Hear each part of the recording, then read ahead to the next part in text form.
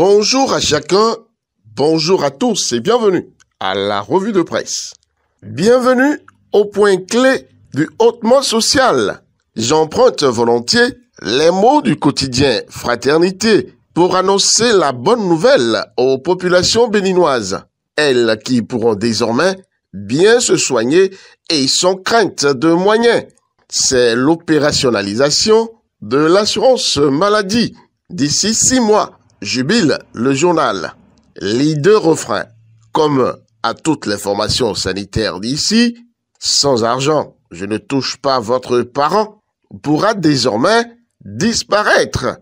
Touchons du bois pour que désormais tous les cas les plus urgents soient promptement pris en charge et ne soient plus horriblement délaissés dans nos hôpitaux et surtout aux urgences du CNHU. Cotonou. C'est en tout cas le vœu le plus cher des 13 millions de Béninois que nous sommes.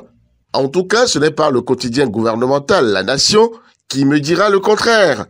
Pour ce quotidien, c'est un tournant décisif qu'aborde le gouvernement dans la mise en œuvre de l'assurance maladie obligatoire pour tous, pourvu que très tôt, on nous explique les conditions à remplir pour en bénéficier et que les plus nantis de la République ne s'en accaparent pas comme c'est de coutume chez nous. C'est pour les pauvres du pays.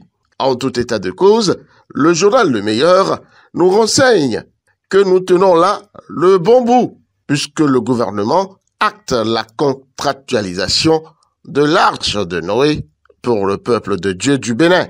Qu'il en soit remercié, le gouvernement. Il y a malaise chez nos confrères de l'ORTB, que dis-je, de la SRTB, la Société de radiodiffusion et télévision du Bénin. Et solidarité oblige, nous devons en parler. Réforme inopérante, dysfonctionnement et dialogue de sourds avec la tutelle, la SRTB est dans le creux de la vague. Alerte le journal Le Matinal. Les travailleurs de la structure sont exaspérés, précise le journal, qui sont, par ailleurs, l'urgence de la résurrection du ministère de la Communication, trop tôt disparu sous nos cieux. Au chapitre politique de cette revue, l'affaire du coup d'État déjoué a-t-elle déjà commencé par emporter des têtes dans le microcosme politique béninois? L'ancienne directrice de l'administration du parti Baobab, j'ai nommé l'Union progressiste Le Renouveau, n'est plus à son poste. Christelle Rononoubo, Madame Aliosa, a été relevée de son poste. Et Soleil Bénin Info croit en connaître les raisons, puisque le journal en connaît les dessous. Il se demande à qui appartient réellement le cabinet incriminé. De l'autre côté, l'équation 20% enregistrée par les partis politiques pour valider leur siège aux prochaines élections législatives continue de turlupiner l'esprit des états-majors des partis politiques à la recherche de la solution miracle. Nouvelle Génération semble avoir dégoté une pour eux. Elle annonce cette solution, les meilleurs positionnements. Mais comment y parvenir?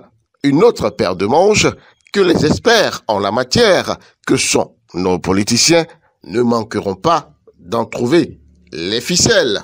Fin de cette revue de presse. Peggy Ludovic Dagba, rendez-vous dimanche prochain.